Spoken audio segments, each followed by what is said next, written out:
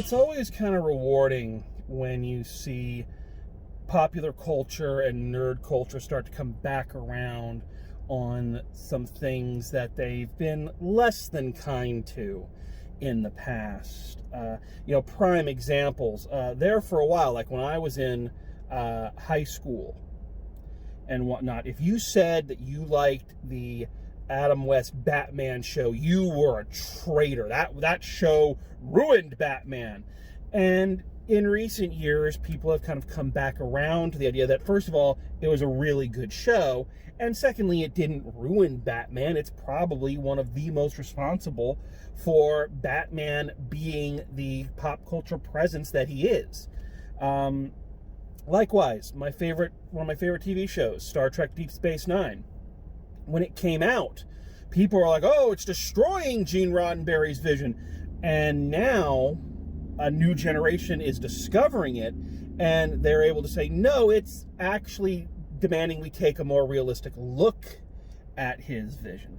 So it's really rewarding when you see that, especially for the creators. And recently, I feel that pop culture is starting to come back around on another long beguiled and long ridiculed piece of our history, and that being the 1964 holiday classic, Santa Claus Conquers the Martians. For years, this film has been everybody's whipping boy, but recently, I think that pop culture is starting to re-examine this long-forgotten masterpiece and realize that there is more going on in this film than I think anybody really gives it any credit for. Yes, it was a product of its system. It was a movie made on the cheap. It was made for kids. But that doesn't necessarily mean that it is without merit or that there aren't important filmmaking elements going on in it. Just because things are made for kids, that doesn't mean that they're simple and stupid. The Muppets and Sesame Street were made for kids. Were they stupid? The long-forgotten and not talked about much now original Disney cartoons were made for kids. The Warner Brothers cartoons were made for kids. Were those stupid? Mr. Rogers' Neighborhood. Just because something is made for a young audience, that does not automatically mean it is devoid of merit. And just because things are made on the cheap, that doesn't mean that a good director and a good creative team can't find a way to use those circumstances to their advantage. I feel like the dam is about to break on this film, and soon the internet is going to be flooded with video essays about how this film was misunderstood and misinterpreted, and that now it's back and we need to take a fresh look at it. And for once, I am going to be on the front line, baby. I am going to be on the cutting edge. So we're going to talk today about just a few. I can't get all of them in because there's so many as I re-examine this film. But we're going to take a look at some of the more subtle and brilliant points of this film as we take a look and realize this is a true holiday classic. So let's do that. Now, for those of you who have never heard of this movie, it is a genuine cult classic. Let's not beat around the bush. This is a film enjoyed kind of in the same way that Ed Wood's movies are enjoyed. But if you've never heard of it, let me explain the highly cerebral storyline to you. So, on Mars, the children of Mars are behaving very strangely. They're sullen, they don't eat, they don't sleep. The parents of Mars have to use what they call a sleep spray to get them to go to bed. They spend all their time watching meaningless Earth programs. And the elders of Mars, the leaders, are becoming very concerned about this. So, to kind of find out what's going on and what they should do, they go and consult the wise man in the Mars forest, what they consider a forest, Chochim. And we're going to talk about Chochim in depth here in a little bit. Chochim tells him that the problem is that the children of Mars are not allowed to be children. They have never been given that opportunity. They've always been forced to act like adults. They've never been allowed to play and have fun and explore and learn and grow. And the children now are starting to rebel. And the only way to prevent this, Chochum tells them, is that the children must be allowed to be children again. And for that, they need to laugh and play and learn and grow. And to do that, they need a Christmas. And to do that, they need a Santa Claus. And so the Martians come to Earth, kidnap Santa Claus, take him back to Mars so that he can bring joy and laughter to the Martian children. Now, right away, I know what you're thinking, that is just, you know, the plot of Lost is easier to follow than this thing. But what we got to look at first, one of the main points I want to bring up first is kind of the subtle genius of the plot structure and the use of science fiction. Science fiction had long been considered a child's genre, things like Buck Rogers and, you know, Commando Cody and things of that nature. So it's the perfect format with which to bring a new kind of Christmas story and to teach the children a new lesson. Let's be honest about holiday films and Christmas movies. They're all a little sickeningly sweet, aren't they? Just a little. I'm not saying that's a bad thing. I'm saying that's just kind of part of the genre. And too many of them, you know, you kind of get oversaturated by the message. So I think the genius of using a science fiction story to teach the basic same message that we always learn in holiday films, but not in a soapboxy kind of way. So I think it was a brilliant idea, and it worked out flawlessly, in my opinion. The story comes across, the message is there, but we don't feel like we're being battered over the head with it. So that's number one. But there's a couple of other really important things that I want to talk about in terms of the subtle genius of this film. Let's go back and talk about Chochum, the wise man in the woods, for a second. One of the things this movie does brilliantly in its subtext is it tackles one of the biggest questions of holiday films, and that is, what is Christmas about? Is it the birth of Jesus, or is it about the commercialism and the Santa Claus and the gift giving that has become kind of the popular conceit? You know, where does this really end? You know, it's that same quandary that good old Charlie Brown found himself in all those years ago. And this film, again, very subtly using science fiction as its bridge and using Chochum.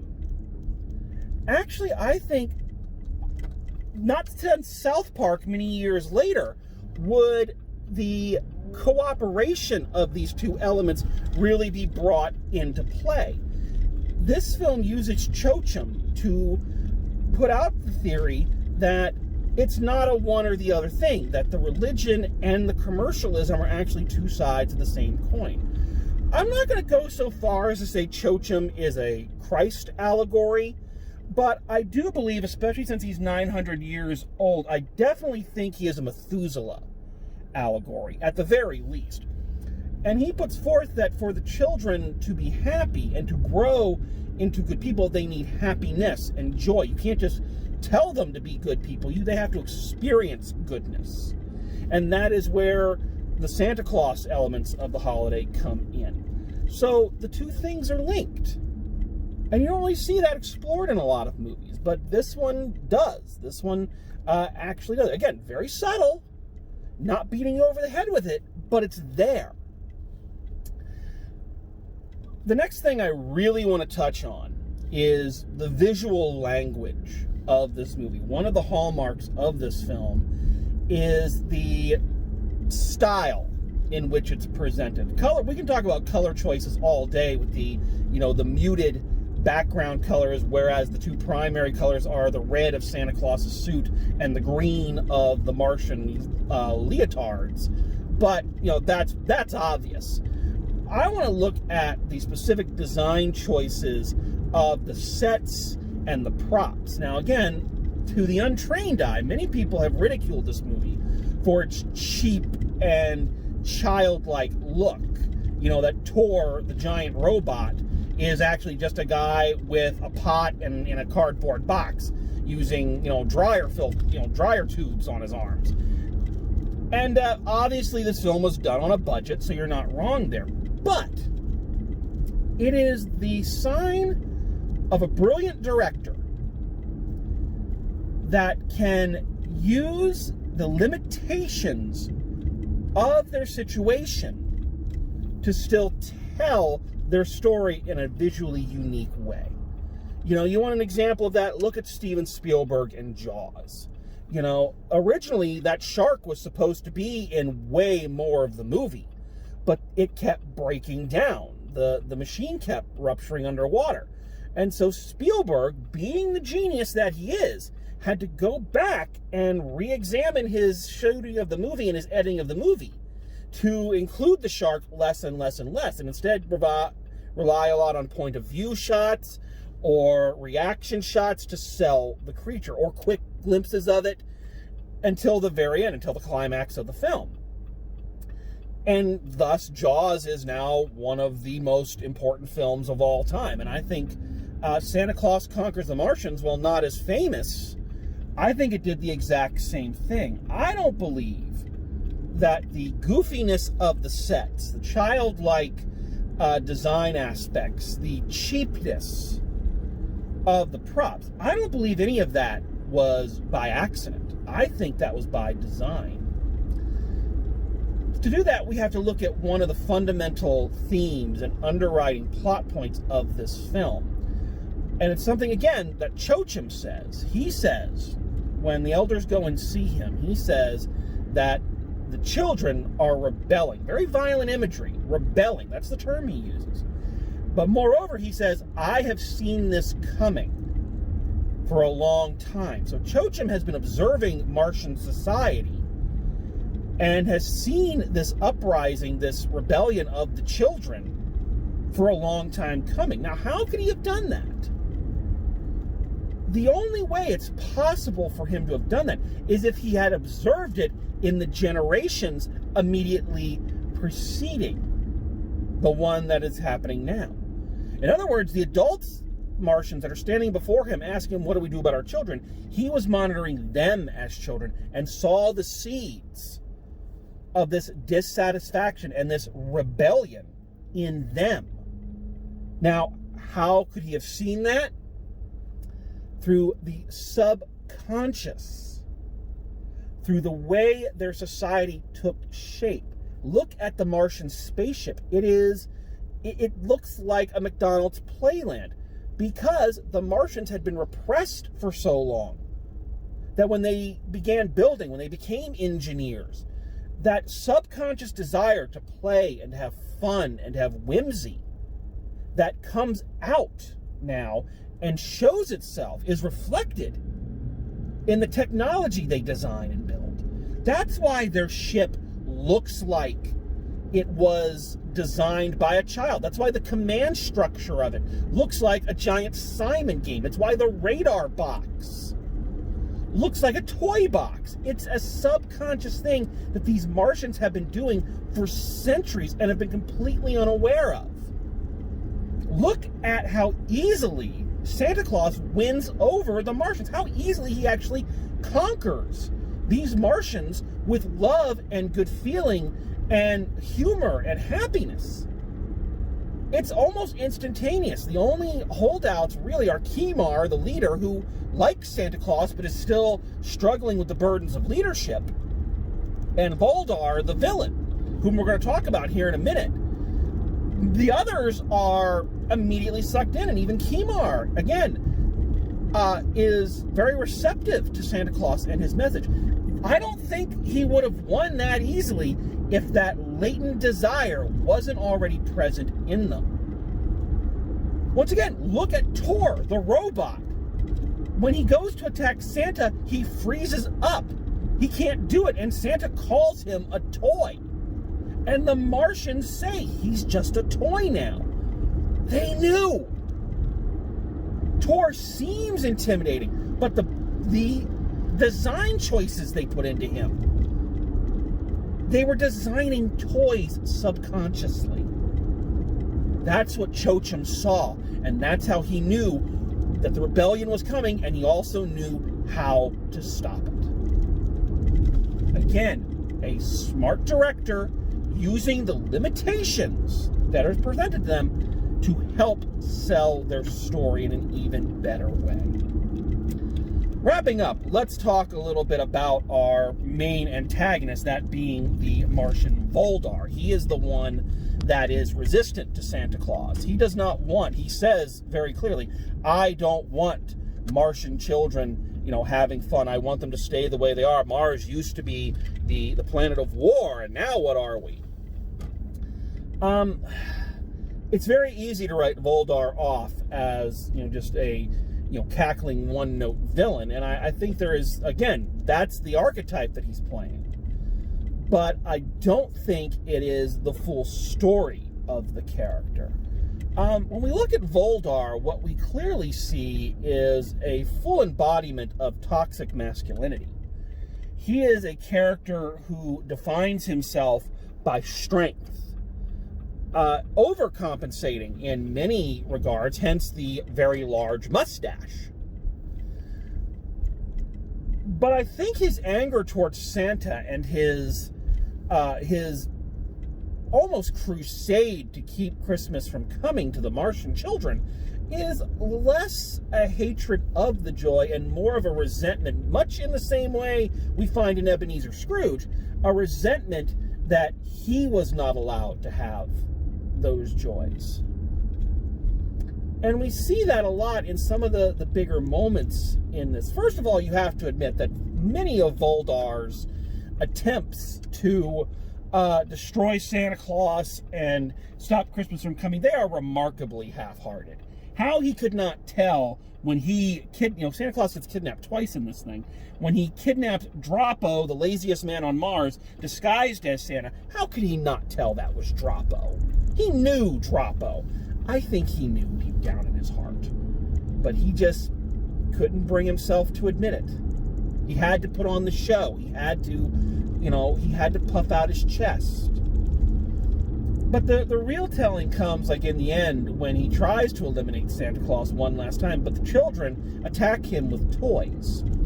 Now, the visualization of this is supposed to supposed to represent the children beating him up with the toys and the toys attacking him.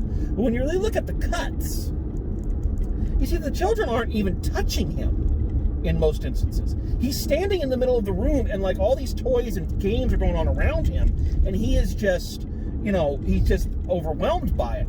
So I don't think the ending is a demonstration of violence or a fight scene. It is a man overcome with sensations of joy and children laughing and playing, all the things that he was denied as a child. And I think in that moment, that is where Voldar is defeated, not by violence, not by, the children attacking him, but by them playing. And him seeing how happy they were and finally realizing just how sad and broken he himself is. Voldar openly cries at the end of the scene, weeps. And I don't believe that is the weeping of a defeated villain. That is the weeping of a broken man who is finally letting joy enter his heart and start to heal the darkness. The film is very psychological. We can get into all sorts of things, the id, the ego, and the super ego. Droppo being the obvious id, someone ruled by instinct and just doing what they want. Voldar being the super ego, that of being critical and moralizing, and Kimar being the ego who's trying to find the balance between those. We could go on and on. There's so much going on in the subtext of this movie, but I fear that if I go through and I do all that, I'm going to rob you of the joy of finding these things for yourself. And because that is the great thing about a long forgotten piece of pop culture, is going back and being able to rediscover things you didn't see the first time. I'm glad that I feel pop culture is coming back around on this film, and I urge you, if you've never given it a look, give it a look. And if you've seen it hundreds of times and have spent that time ridiculing the film, maybe go back and take a look at it, not with a critical or cynical eye, but through the eyes of a child. That's my advice. So until next time, drive safe, and I'll see you at the movies.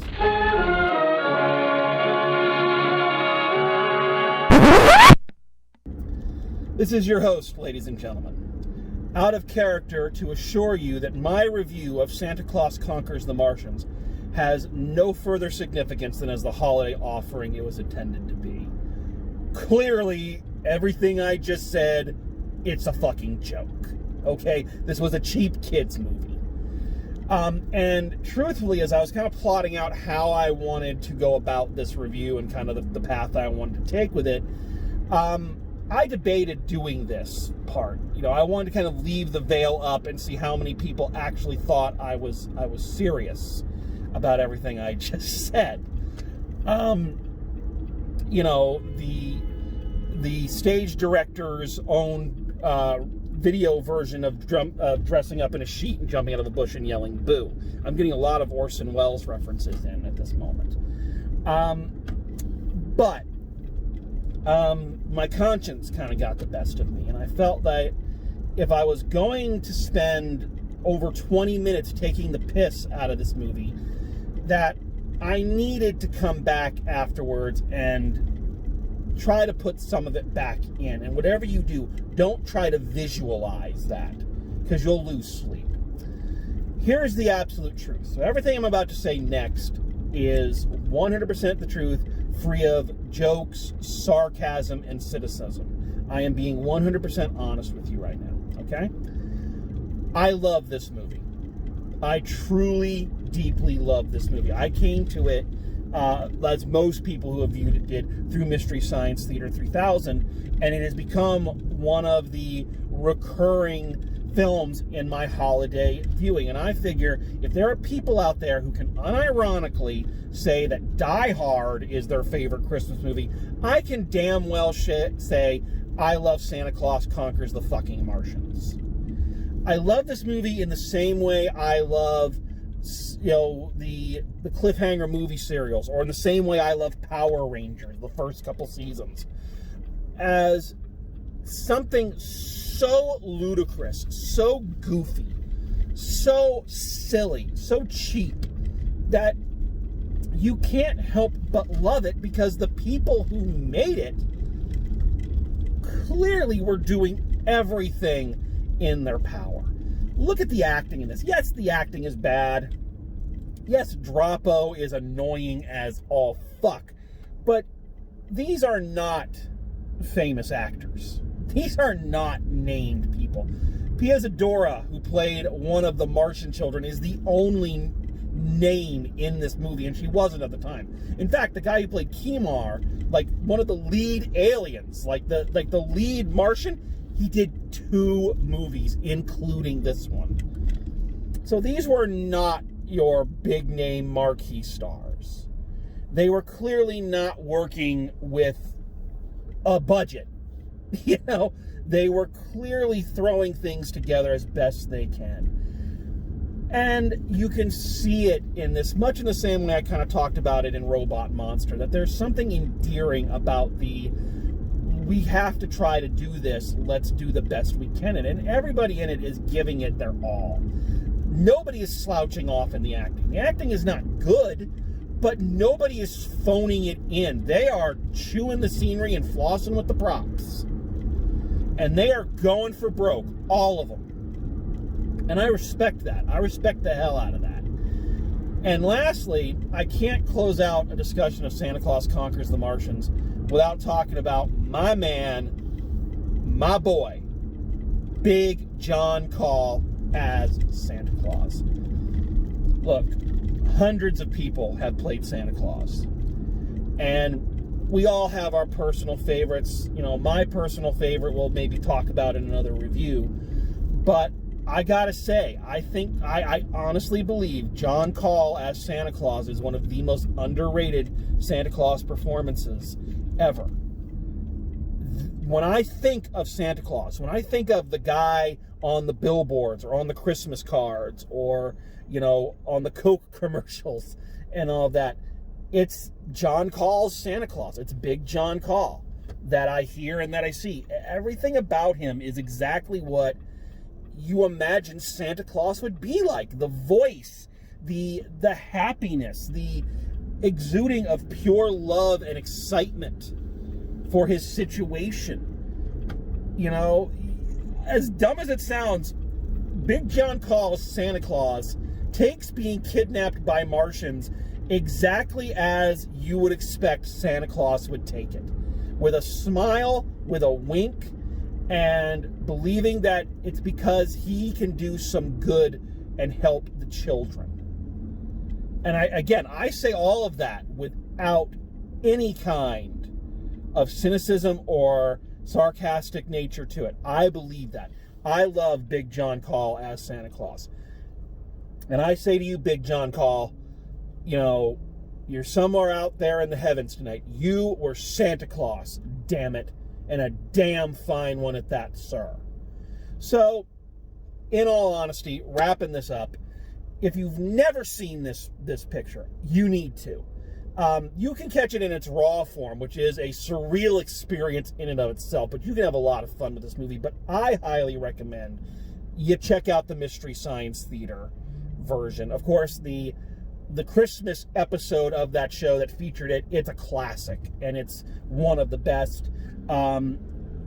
Later incarnations like Riff Tracks and Cinematic Titanic both have done takes on this movie, and they're good, but the original Mystery Science Theater episode is by far my favorite. So much so that, as I'm watching even the raw version, I hear the lines from the MST version in it. So I advise giving this crazy little acid trip of a movie a glance, because it's too charming to hate and too weird to ignore. And as I said in the other part of the review, sometimes you need to break up the sicky sweetness of Christmas viewing with something that's just a little fucked up. So I say give this one a look. I love it. Maybe you will too. I've tried for years to get my theater students on board with its brilliance, but they're resisting. But I'll convince them. So, for real this time, I will say to you, have a very Merry Christmas, a very Happy Hanukkah. I don't know if you can see my dreidels here, my light-up dreidels. Crazy Kwanzaa, whatever you celebrate it, be happy, be healthy, and as always, drive safe, and I will see you at the movies.